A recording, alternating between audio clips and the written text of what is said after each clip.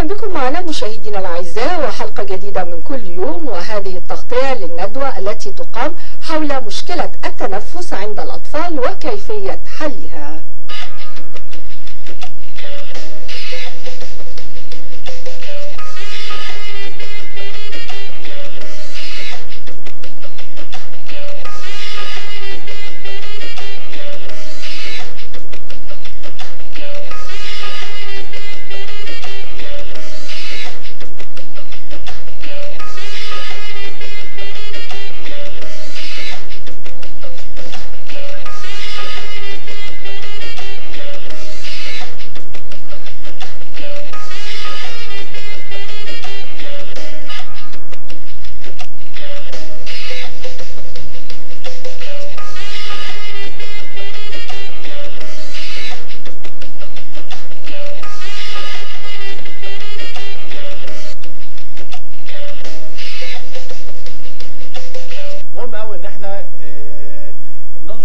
ثقافة جديدة اسمها ثقافة فهم الحساسية وثقافة التعامل مع مرضى الحساسية، وبالتالي كلنا نطمح لكلمة الشفاء من الحساسيات.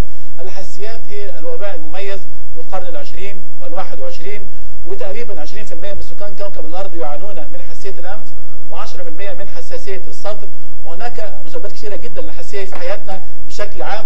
وبنلاحظ كمان أن هناك تغير في أنماط الحياة للمواطنين، وده اللي خلى الحساسيات تزيد، بحيث ان احنا بنلاحظ ان نوم الانسان اتغير فقلت مناعته، ان اكل الانسان اتغير وابتدى يبعد عن الاغذيه الطبيعيه ويميل اكثر للاغذيه المستحدثه والاغذيه المصنعه والاغذيه الغربيه الغريبه اللي برضه بتسبب الحساسيات، ويميل اكثر برضه للسكون والحركه والبعد عن النشاط اللي تعودنا عليه ايام الاجداد وايام التاريخ بتاعنا كله والفراعنه والكلام ده. كنا مشهورين بالرشاقه والنشاط والحيويه والبعد عن الحساسيات.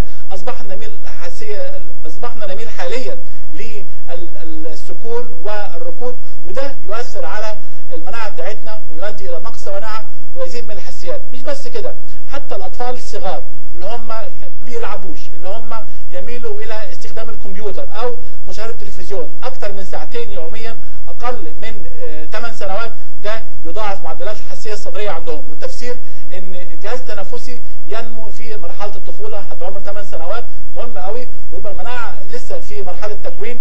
فالاستلقاء في مشاهده التلفزيون او برامج الكمبيوتر على فترات طويله يؤدي فعلا الى التاثير السلبي على نمو الرئتين وزياده معدلات الحساسيه الصدريه.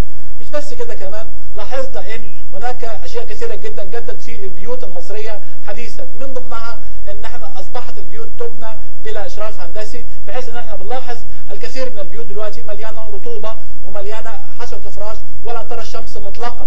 زمان كان لازم مفيش حد يصحى الصبح الا لما يعرض ويشمس الفراش للشمس.